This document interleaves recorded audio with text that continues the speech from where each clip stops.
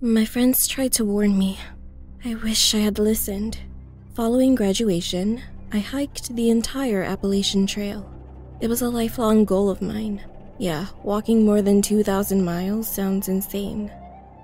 My friends told me that it wouldn't be safe, that I could get hurt or die, and no one would know what happened to me.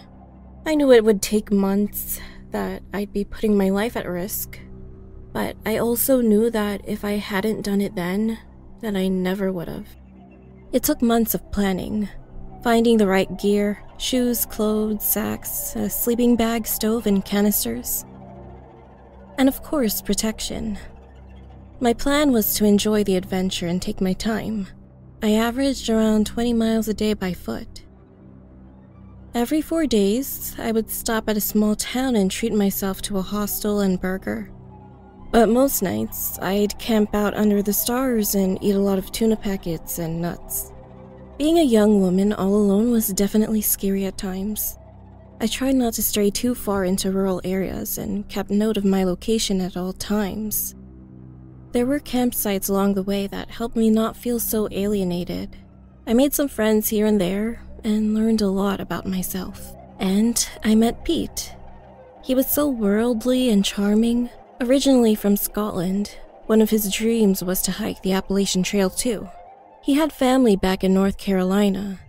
His ancestors were some of the first Scottish settlers to immigrate to North Carolina in the 18th century. Things escalated rather quickly between us, but when you're in the middle of nowhere with death watching your every move, it's fate when you randomly come across another human being. And it was nice to have a buddy. After months of traveling by foot, we were nearing the end of the Appalachian Trail. We were somewhere in New England, along the Berkshires in Massachusetts. We set up camp one evening, and Pete and I headed to bed like we usually did when the sun set. In the middle of the night, we woke up to heavy rain. It was odd because there wasn't a single cloud in the sky during the day, but I learned that you can never really trust Mother Nature. Then, in the far distance, we heard screams. It sounded like a woman and baby crying. Maybe someone's hurt. Pete tried to calm me down and told me to ignore the sounds, that it was just a wild animal, and that we shouldn't leave the tent, so we fell back asleep. When I woke up in the morning, I turned around. Pete was gone. Maybe he left early to look for breakfast, so I closed my eyes and fell back asleep. I woke up an hour later, still no sign of Pete. I started to worry and remembered last night. The screams and sudden storm. I looked all around, calling out for him with zero luck, so I contacted the National Park Service 24-hour dispatch communication center and filed a missing persons report. I waited a day. They couldn't find him. What made it even more bizarre was that there was no sign of struggle in the campsite, no scratches, no footprints. It simply looked like Pete got up in the middle of the night and left. I tried to come up with a logical explanation. Maybe this was Pete's way of breaking up with me. The park ranger tried to urge me to remain calm and that they'd keep looking for Pete. I promised myself that I would finish the trail. The plan was to continue in the morning. I couldn't sleep that night, so before leaving, I decided to hike up a summit to catch the sunrise. Big mistake. Never walk around at night, especially by yourself. It was around 4 a.m., and I had my handy-dandy headlamp guiding me. But of course, the batteries died. It was pitch black. I was fumbling around in my bag, trying to find my spare batteries when I heard footsteps. Pete?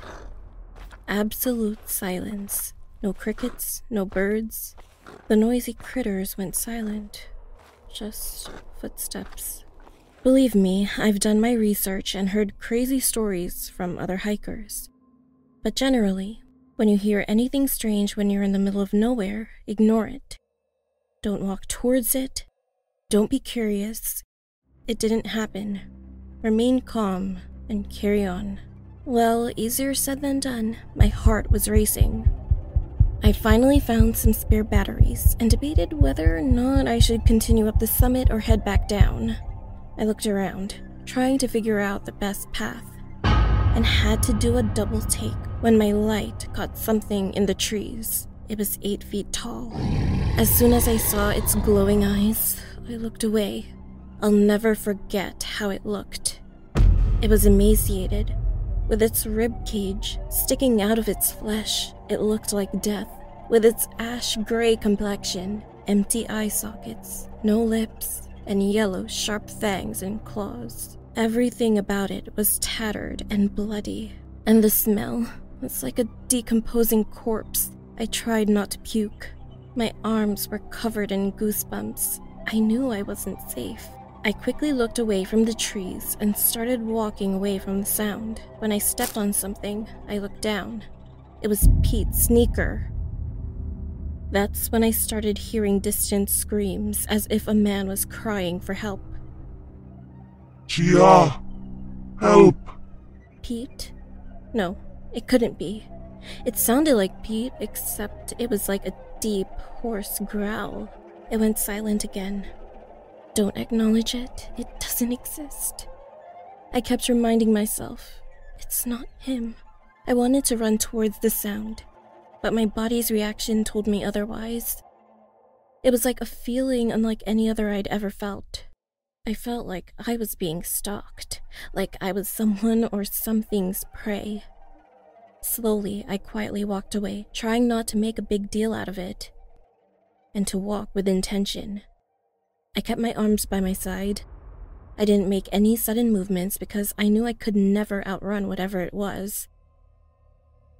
And I prayed as hard as I could. Gia! The voice echoed across the dark forest, and I couldn't resist any longer. I looked back and saw the creature again, staring at me. This time it was eating something. Or rather, someone with red hair. Pete? I watched as blood slowly trickled down its face and fangs. Pete's body was decapitated and completely shredded from its sharp claws. It licked its lips and growled in satisfaction. I screamed and immediately ran away as fast as I could. All I could hear was the sound of footsteps coming from behind me, but I refused to look back again. The footsteps were getting louder and closer. Then my arm was grabbed. Before I could scream, a hand was placed over my mouth. I turned around. Shh, don't say a word. It's not safe here. Follow me. He led me down the summit, and when I looked up at the sky, realized that the sun was rising. You're safe now. You shouldn't wander around when it's dark. I'm Achak. Thanks for the help. I'm Gia. What was that thing? An evil creature. A malevolent, cannibalistic being. Wait, do you mean a Wen? Never say its name. Sorry. I thanked Achak and offered him breakfast. We talked a bit more and I learned a lot. I learned that I was on sacred but stolen land. So the creature wanted to scare me off or kill me.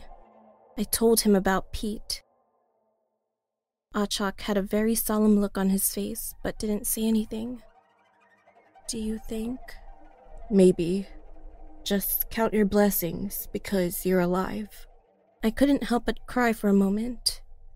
When it was time to part ways, Achak told me that I wouldn't be safe. You might think I'm crazy for still wanting to do this, but now I feel like I really need to. Not just for me, but also for Pete, if he really is gone. And I have friends waiting for me. Then I'll accompany you. You really don't need to. I insist. And no one knows these areas better than I do. Besides, I have family up in Maine that I should visit. So we headed out the next day. And Achak really did know what he was doing. He came prepared. Salt, silver sage, and a large caliber rifle. In case we came across the creature again. He led the way while teaching me about his people and the different legends. He taught me how to properly fish and hunt for food, and how to kill the creature with silver and fire. I felt safe, like I was no longer being watched. He also made sure I was never out late at night, and that a fire was always burning. We finally reached Mount Katahdin, Maine's highest peak, which marked the end of the Appalachian Trail. We hiked up the summit, and it was exhausting, but well worth it. Because I did it. More than 2,000 miles and about half a year later, while meeting some pretty remarkable people along the way, and even coming close to death. Life has never been the same. I really did learn some valuable lessons, like how you should always respect the land you walk on. You never know who or what is watching.